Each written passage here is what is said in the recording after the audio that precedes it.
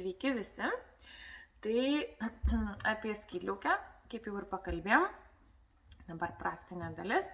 Tai dabar bus apie liežuvį. Keletą pratimų liežuvio aktyvacijai.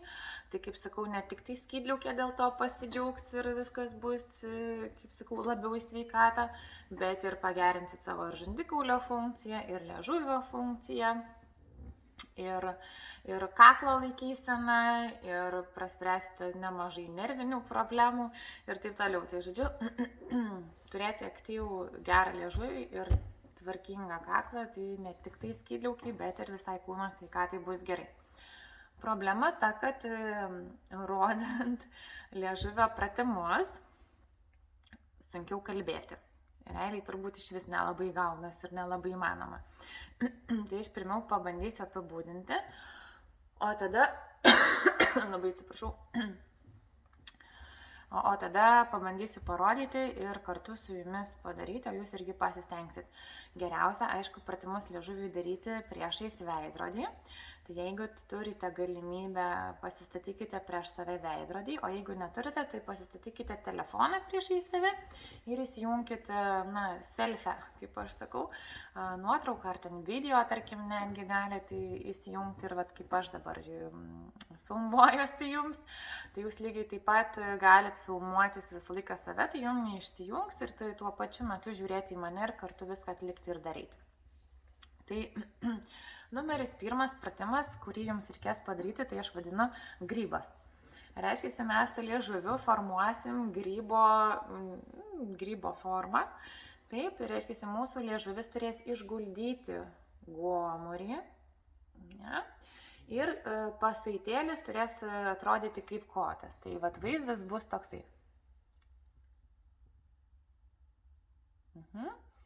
Reiškia, didžioji dalis, kokias skaičiau, beveik turbūt 50% ateinančių pacientų nesugeba šitai padaryti. Jiems gaunasi bet kas, tik tai ne tai, ką aš rodau. Tai reiškia, dažniausiai vaizdą matau tokį. Kažkur liežuvis važiuoja atgal, jis toksai atšokęs, bet jisai turi būti visiškai prigludęs prie gomurio. Bet kaip aš sakau, kaip reikėtų sučiulpti pastilę ar kažkokią tabletę nuo gerklės skausmo ir mes užsidedam ant liežuvio ir ties gomuriu jį bandom sučiulpti. Tai kažkas panašaus. Dar kartelį rodau. Prispaudžiam ir išsižiojam.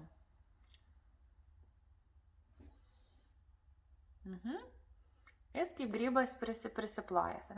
Jeigu yra taip, kad jau visiškai nesuprantate ir labai sunku tą padaryti, tai padarykite taip. Pirmiausia, pabandykite užsičiaupti. Ir kai esat užsičiaupę, jaučiat, kad liežuvis liečia viršutinį gomurį. Tiesiog guli ant gomurio, kaip sakoma, tiksliau po gomurį, bet jis jį liečia. Tai ir jūs dabar tą jausmą, kai jis guli ir liečia gomurį, pabandykite išlaikyti labai lėtai prasižiodami.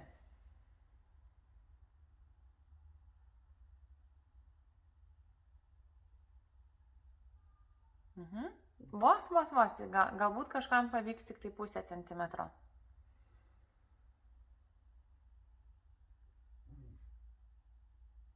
Bei tampos užsičiaupėt ir bandot prasižioti tiek, kiek išsilaiko. Kam gaunasi, tada einam prie pratimo. Pats pratimas yra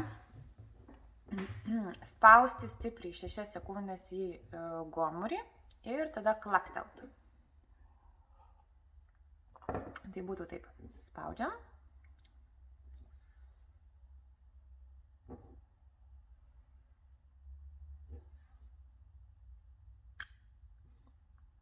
Dar kartelį.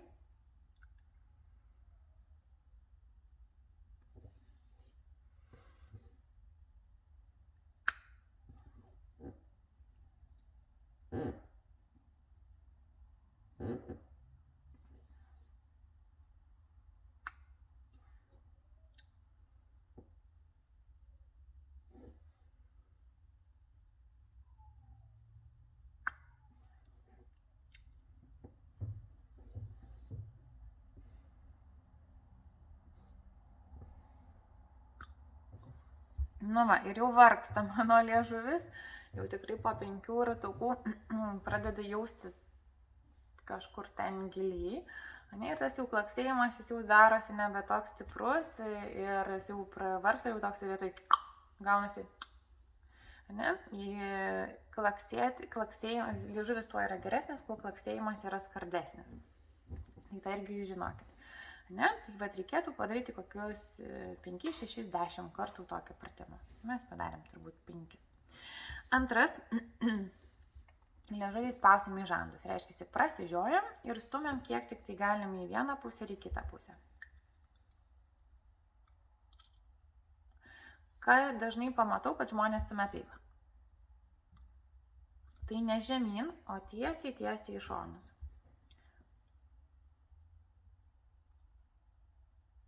Ir dar kai kartais kitiem norisi susičiaupti, tai reiškia, daro taip. Tai lūpų formos, lūpų žiedo nepametam, išlaikom visą laiką vienodai prasižiojusią pakankamai burną, laikom tvirtai žandus ir su liežuviu kiek turim sveikatos spaudžiam į žandą. Ne tik tai, kad jį paliečiam, bet jį labai stipriai stumiam.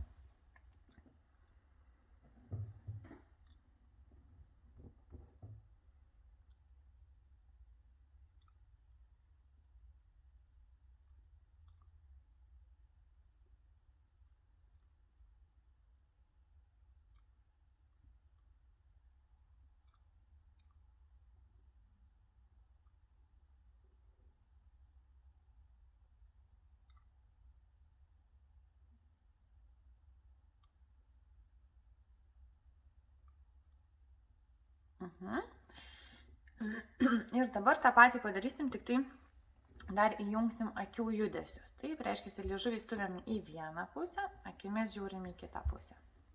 Tai dabar aš jūsų nematysiu, jūs mane matysit, o kai patys darysit, tai matysit, jeigu nusifilmuosit. Kaip darote, tai matysit, kaip ten tos akys važinėja, ar vienodai, ar kartu susikoreguoja su liežuviu ar ne.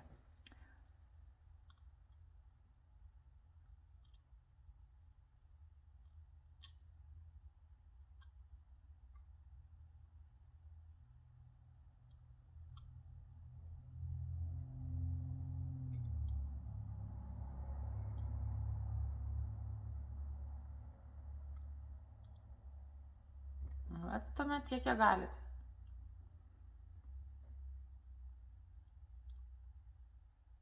Galim tada, tai čia tiek stumiam, tiek, kiek galim, tai patreniruosim tokią ištvermę jėgą liežuvio, galime koordinaciją, galim pagreitinti tada.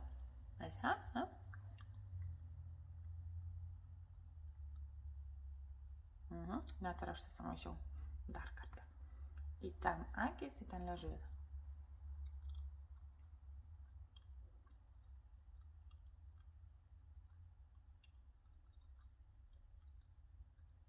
Tai čia koordinacija. Nenustebkite, jeigu ten kažkas pradės svaigti, darytis galvoje kažkokie svaigimai, požymiai, signalai. Reiškia, tikrai turite įtrauktis netgi ir akis, ir kietą smegenų dangalą, ir klajoklį nervą. Ir kažkokių čia yra dalykų ir jie visi siejasi tarpusėje. Tai normoje neturėtų būti jokio diskomforto, bet jeigu jums jau atsiranda diskomfortas, tai ne tik tai skydliaukė, bet ir šita sistema, tiek regos, tiek kramtymo visą zoną, tiek klausos gali būti įtraukta. Tada kitas pratimas liežuviu, brauksim per gomurį, kiek galim atgal ir grįšim paprastai.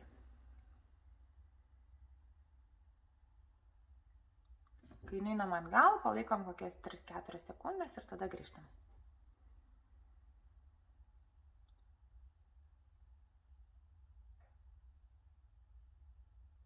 Bet visą laiką liežuvio galiuku liečiam.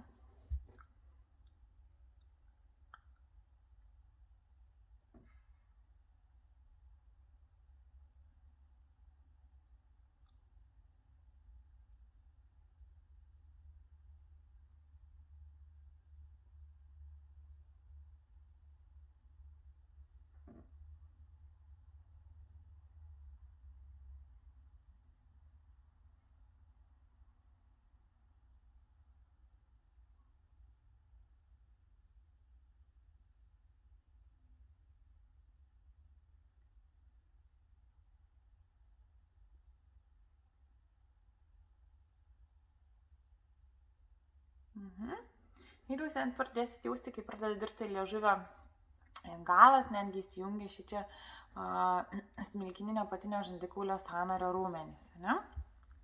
Tada kitas, kaip aš sakau, liežuviu valytis dantis, tai reiškia visų liežuvio galikų maksimaliai, kaip sakau, lendam ten jau kur virš dantenų, iki pat krūminių dantų, gal ne taip, tik tai šitaip, ne, bet kiek galim tenais tarsi norėtumėm išsivalyti dantis.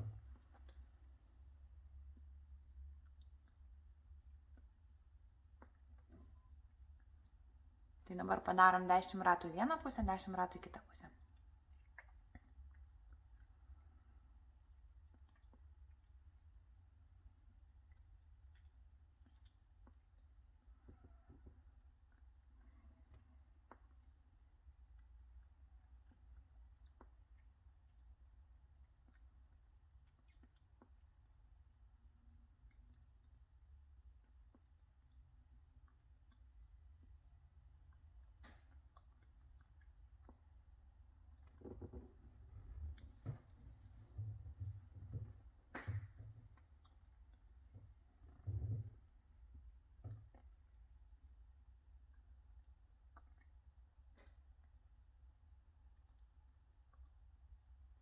Dešimt. Jeigu tikrai labai sąžiningai darėt, tikrai lietėt jau ten iki iš visų jėgų maksimaliai taškus, jausit, kai va šita zona tiesiog užsidega nuo darbo. Tai reiškia, gerai padirbėt. Ir ten tai yra mūsų poliežuvinės kaulas, mūsų liežuvio šaknis. Tai kad jausit, kad gerai padirbėjo. Tada reikia išsižioti laikant galiuką. Reiškia, liežuvio galiuku prilaikom gomurį ir stengiamės išsižioti kiek tik tai galim tiesti trajektoriją, kad mūsų žandikaulis nevažiuotų į šonus. Tai atrodytų taip.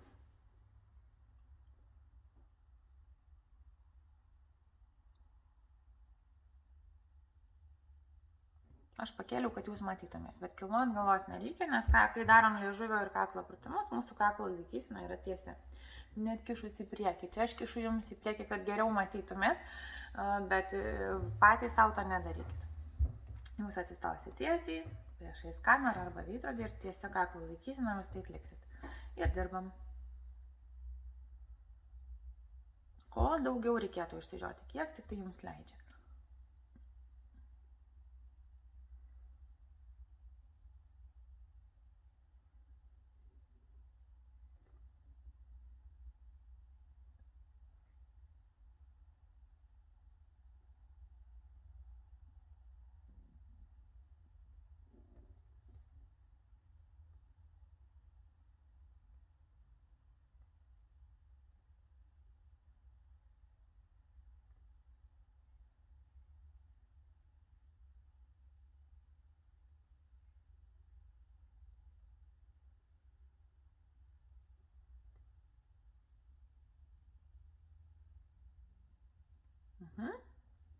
Ir tada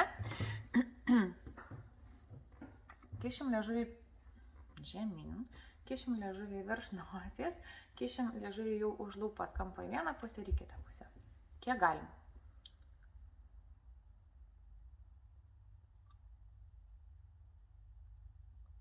Juokinga.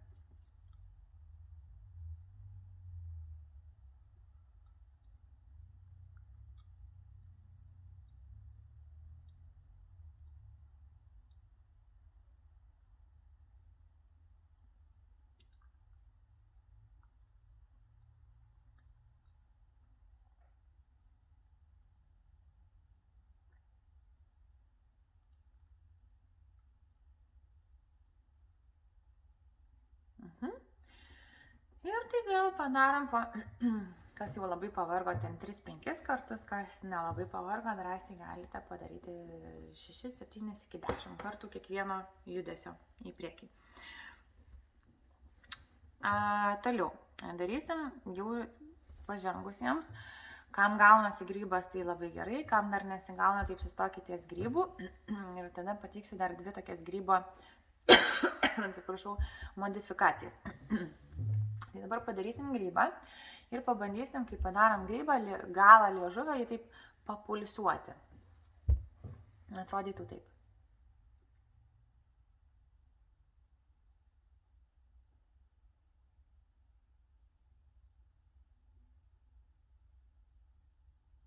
Ne, ką aš darau, atrodo, liežuvio galą vis privakumuoju prie viršaus, atpalaiduoju, pritraukiu prie viršaus, kaip norėčiau padaryti vakumą, išsiurbti oro tarp gomurio ir liežuvio. Dar kartelį.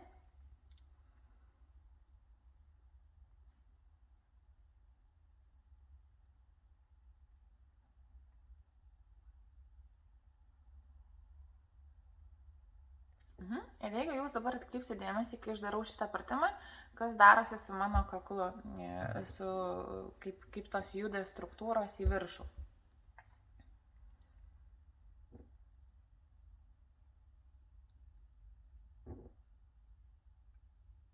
Nežinau, ar kamerai matosi, nes kėlus į Facebooką kokybė nukrenta, bet dabar aš bent jau matau.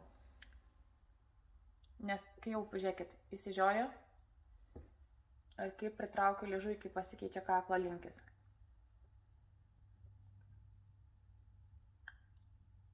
Matot, liežuvį jau dabar dar kartelį pasisuksiu šoną. Liežuvį dabar esu atpalaidavusi ir čia toksai atsiranda kaip tarsi pagurkliukas. Čia tikrai matosi.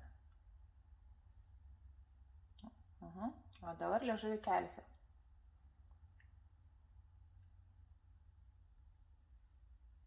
Matot, nieko nebėra. Tai kai liežuvis pritrauktas, visą laiką guli ant gomurio, kai mes esame užsičiaupę, kai mes miegame, užčiaupta burna, kai nesame prasižioję, tai vat matot iš karto tas pagurklis, taigi dingsta ir jisai pasikelia.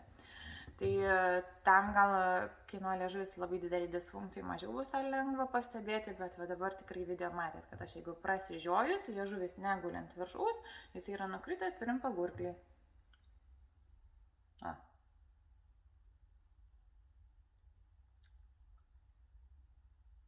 Liežuvis guli, iš karto pasikelia visa liežuvio šaknis, aktyvuojasi, pakyla automatiškai po liežuvinis kaulas. Ir dar viena grybo modifikacija, tai slankioti į vieną ir į kitą pusę išlaikant grybą.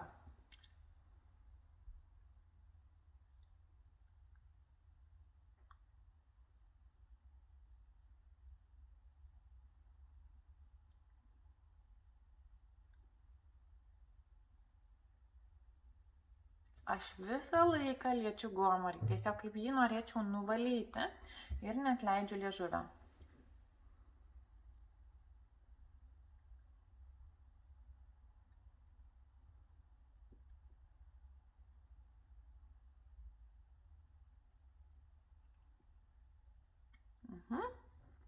Tai va čia jau gausis tada, kai jau gausis tas pirminis variantas, bet kaip sakau, jūsų visų nežinau, nematau ir vieniems tikrai bus, kad neklausės niekas, o kitiems gausis ir tiesiog turėsit patobulinimą.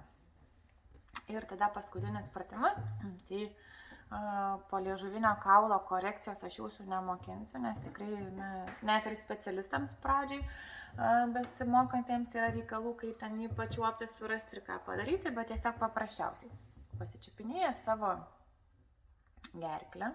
Čia jausit, kad yra trachėja, čia yra skydinė kremzlė, vyrams tai net matosi tas skydinės kremzlės toksai kauburėlis atsikišęs, moterys neturi. Pasičiupinėjam. Ir ten, kur jau baigėsi tas kietoji dalis ir jau pradedat jaust, kad jau minkštai atsiremiat į kaklą. Ne? Tai pirštus dedam ties tą kietą dalim paskutinį, pakeliam į viršų, realiai tai save pakeliam į viršų. Jeigu nesuprantat, tai tiekit dar žemiau ties viduriu. Pakeliu, matot, visą odą nuvažiuoju, pakeliu į viršų. Nieko nedarau ir tiesiog taip laikau ir ryju seilės.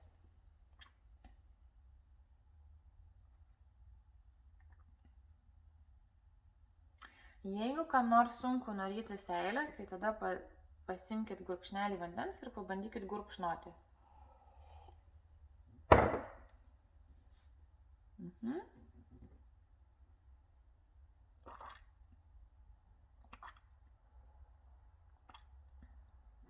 Reiškia, jūs visus audinius būsit pakėlę, taip.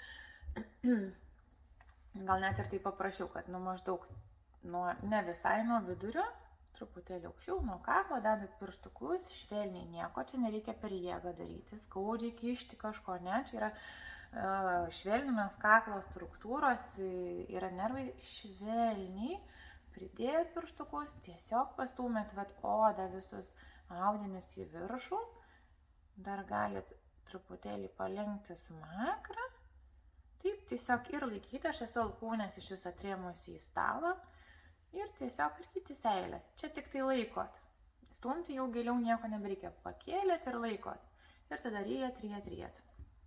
Tai va, tai bus jums tokia gera paliežuinio kaulo treniruotė. Ir kartu dar pagerinsit rijimo funkciją.